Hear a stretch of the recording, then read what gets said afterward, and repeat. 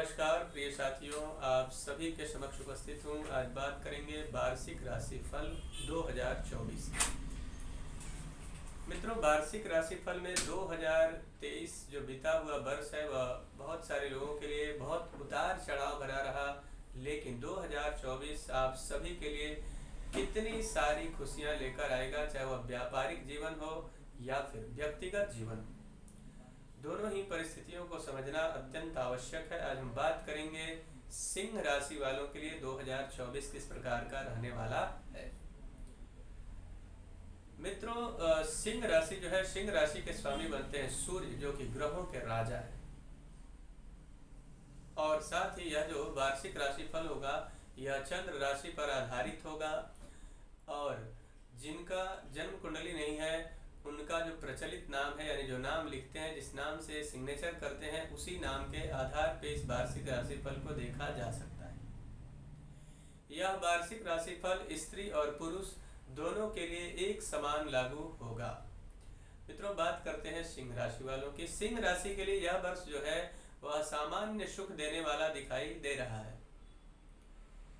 सबसे पहले बात आती है स्वास्थ्य से जुड़ी हुई चीज़ों को। स्वास्थ्य अच्छा है तो सब कुछ अच्छा है, और स्वास्थ्य ठीक नहीं है तो कुछ भी ठीक नहीं है। तो मित्रों, यह जो राहु ग्रह है या अष्टम भाव में विराजमान रहेंगे, तो यहाँ पे स्वास्थ्य को लेकर थोड़ी सी आपकी चिंताएं मानसिक और शारीरिक बढ़ सकती है। इसलिए स्वास्थ्य को लेकर सतर्क रहना आपके लिए बहुत आवश्यक रहेगा। स्वास्थ्य को लेकर किसी भी प्रकार की आपको वहाँ पे कहीं ना कहीं स्वास्थ्य में जब संबंधित कोई भी समस्याएं आती हैं तो उसको बिल्कुल डिले ना करें, और आप पूरा स्वास्थ्य का ख्याल रखें। इसके लिए आप योगा, मेडिटेशन, ध्यान इत्यादि करें, समय समय पर एक्टिविटी करते रहें, जिससे आपके हेल्थ में कोई समस्या ना आए। मित्रों, विद्यार्थियों की बात करें तो विद्यार्थियों के लिए बड़ा ही सुखद वर्ष दिखाई दे रहा है। उसके पीछे बड़ा कारण है कि देवगुरु बृहस्पति वर्ष के आरंभ में नवम भाव में रहेंगे, और वहां से पूर्ण दृष्टि पंचम भाव पर रहेगी। अपने नवी दृष्टि से पंचम भाव को देखेंगे। वहां पूर्ण दृष्टि होने से विद्यार्थियों के लिए यह वर्ष बड़ा ही शुभ रहने वाला है। थोड़ा सा मेहनत आपके जीवन में बड़ा रंग लेकर आएगा।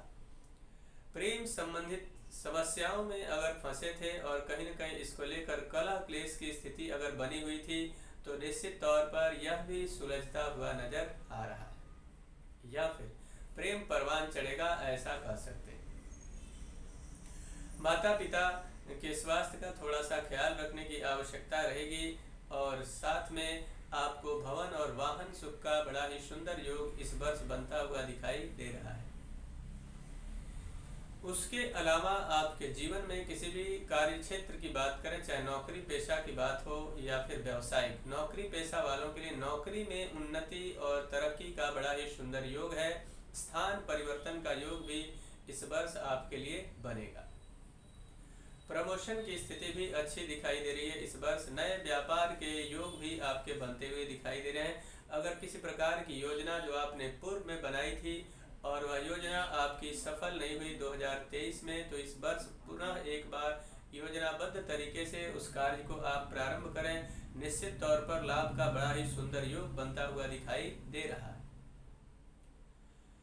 माता पिता को कुछ धार्मिक यात्राओं का मौका भी यहाँ पे मिलेगा। इसमें आप बिल्कुल भी कोताही किसी भी प्रकार का ना करें, क्योंकि माता पिता का आशीर्वाद अगर आपके जीवन में आपको प्राप्त हो गया तो निश्चित तौर पर आप अपने जीवन में सफल होंगे, और उसमें आपको कोई रोक भी नहीं सकता है।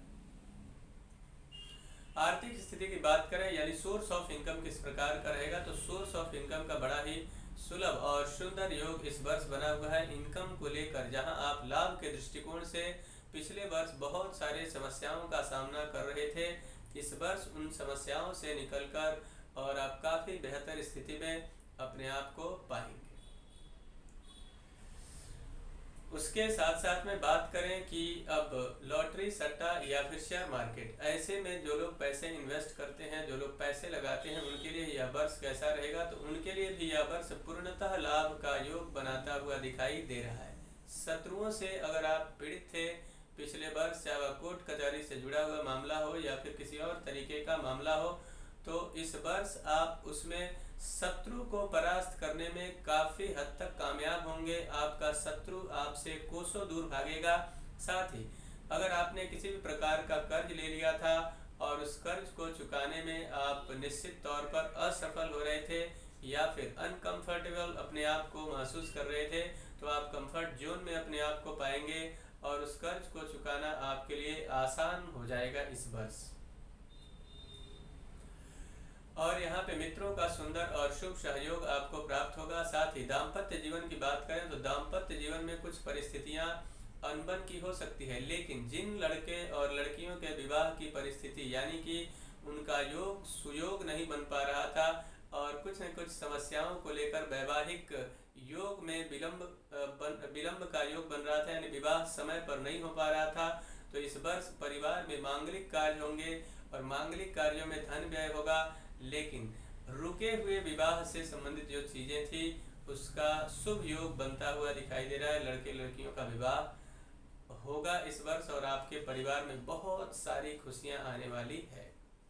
प्रॉपर्टी की बात करें तो प्रॉपर्टी खरीदने में आप पिछले वर्ष बहुत हद तक कामयाब अगर नहीं रहे हैं तो इस वर्ष आप मार्च के महीने के बाद अगर प्लान करते हैं तो निश्चित तौर पर यह वर्ष आपके लिए बहुत सारी खुशियां लेकर आएगा। स्पेशली जमीन से जुड़ा हुआ अगर कोई मामला है तो वहां पे आप निश्चित तौर पर तरक्की करते हुए दिखाई दे रहे हैं। मित्रों, इस वर्ष में आपको एक बात का विशेष ख्याल रखना है कि किन किन महीनों में सावधानी बरतने की आवश्यकता रहेगी। तो फरवरी, मई और साथ में नवंबर के महीने में आपको सावधानी बरतना होगा। किसी भी कार्य को कर रहे हैं, नया कार्य प्रारंभ करना चाहते हैं तो इन महीनों को छोड़कर फिर आप उस कार्य को आरंभ करें, निश्चित तौर पर आपको लाभ मिलेगा। मित्रों, इस वर्ष को और भी सफल और सुखद बनाने के लिए आपको क्या करना होगा, प्रातः काल समय से उठें, सूर्योदय से पूर्व उठें और स्नान ध्यान करके भगवान सूर्य को जल का अर्घ्य दें और उस जल में आप थोड़ा सा कुमकुम यानी कि रोली डालें और भगवान सूर्य को जल देते समय ओम घृणी सूर्याय नमः मंत्र बोलकर आप पूरे वर्ष जल भगवान सूर्य को समर्पित करें। और शास्त्र कहता है नमस्कार प्रियो भानु, भगवान सूर्य को प्रणाम करने मात्र से भी कल्याण होता है। तो ये आपने रूटीन दिनचर्या में शामिल करें, इससे पूर्णता सफलता आपको प्राप्त होगी। मित्रों, मुझे आशा है कि मेरा यह कार्यक्रम आप सभी को पसंद आया होगा। मेरा एक निवेदन है कि अगर अभी तक हमारे चैनल को आपने सब्सक्राइब नहीं किया है तो कृपया चैनल को सब्सक्राइब करें, वीडियो को अधिक से अधिक लाइक और शेयर करें, बेल आइकन को दबाएं जिससे नई नई जानकारी आप तक पहुंचती रहे। तब तक के लिए इजाज़त दीजिए। नमस्कार।